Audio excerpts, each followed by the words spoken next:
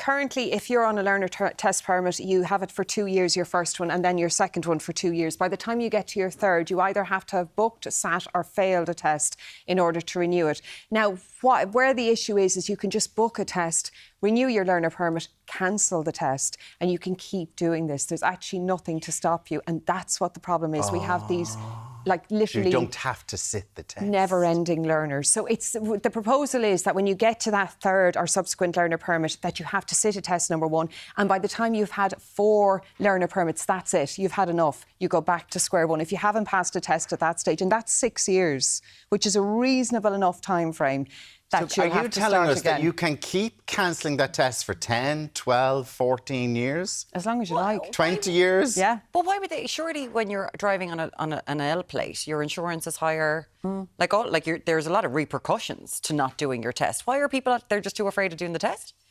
I don't know if anybody has actually looked at that, whether it's just they get into a habit. I mean, the rules are there. There's stringent penalties if you're caught driving unaccompanied. Like, your car can be seized, and even if it's not your car and you've borrowed it, it can still be seized. So you'd imagine all of these would act as a deterrent, and higher insurance and all of that. But obviously, there isn't enough enforcement. There isn't a big enough risk that people just go, I'll keep going.